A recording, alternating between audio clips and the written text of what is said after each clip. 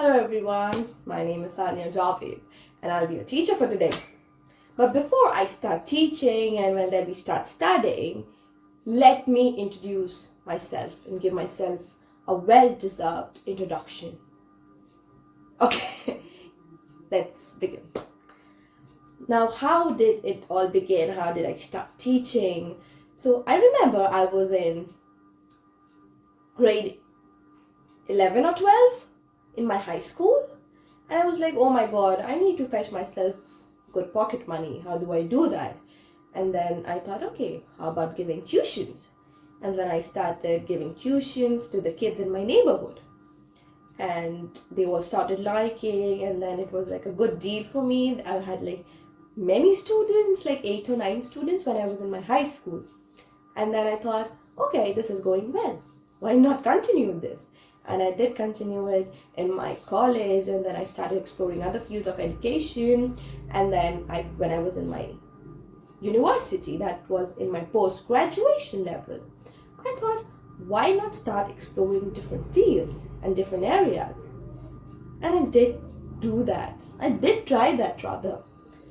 But trust me, I was getting exhausted really very quick. Like I was like really tired. I did not have time to sleep. I did not have time to do anything. It took a toll on me.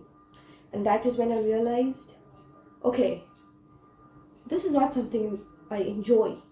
Because if I enjoyed it, I would not have got tired. I would not have got so exhausted. And that is when I realized, okay, let's go back to the thing that I love the most. And that is teaching.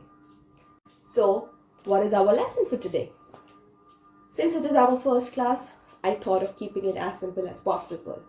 Yet, it is a very important thing that we all must know. You must have heard people using words like until and unless together. But did you know that these two words come from two different dimensions and they don't mean the same? Yes, exactly. And that is what we're going to do today. As mentioned by me earlier, that unless and until are two words coming from two different dimensions, and so are their uses. Now let's go one by one. To begin with, unless. We make use of this word in a case of precondition or a sentence where there is a condition not being met. Or, to keep it simpler, we can just substitute it with words like if and not. Now let me give you an example. If you see the sentence below, it says, we could eat at Chili's if they are not closed on a Monday. Okay, now if you see the sentence just above it, it says, we could eat at Chili's unless they are closed on a Monday. So as you can see, these sentences have a condition, and also the second sentence have words if and not, which we substituted for a single word, that is unless. Yes. Now, what about until? Let's see.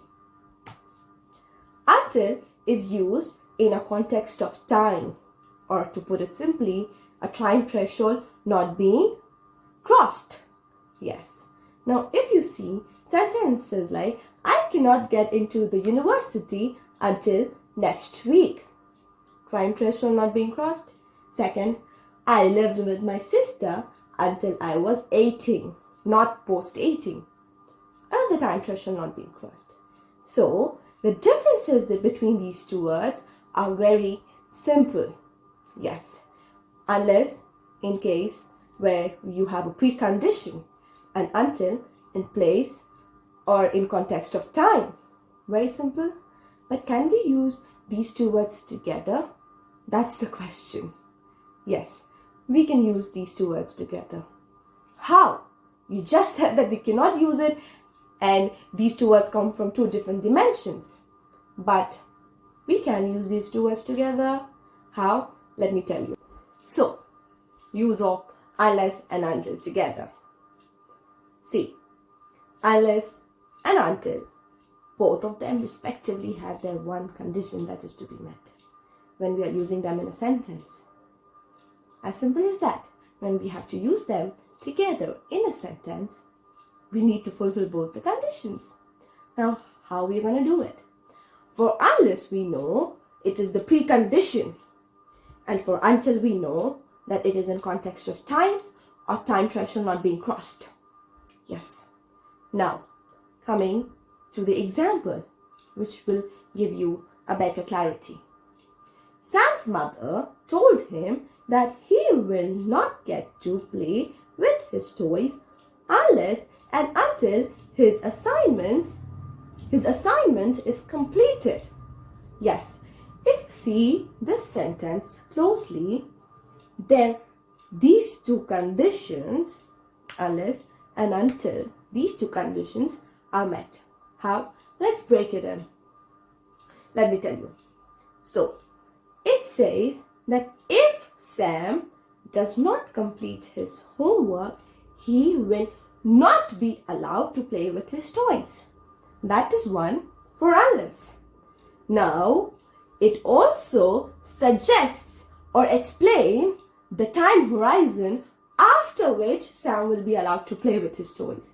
That is after finishing his assignment. So, in sentences like these, where the two conditions for unless and until are met, we can make use of unless and until together. If not, we cannot. Then it is extremely incorrect. Yes. So that was all for unless and until. But before we end the class, there is one thing I would like to tell all of you. For all those who are in grade 8, 9 and 10 and also in 11 and 12, you all must have come across a grammar exercise known as do as directed or rewrite the sentences. And to see these two words there are pretty common because we are usually asked to change the sentence or rewrite the sentences using these two words. And that is why this lesson is extremely important for all of you. So, now what are we going to do next? We're going to keep practicing. So, we are done. And if you guys have any doubts, feel free to ask me. Yes, I won't mind for sure. Till then, bye-bye. Take care and see you in the next class.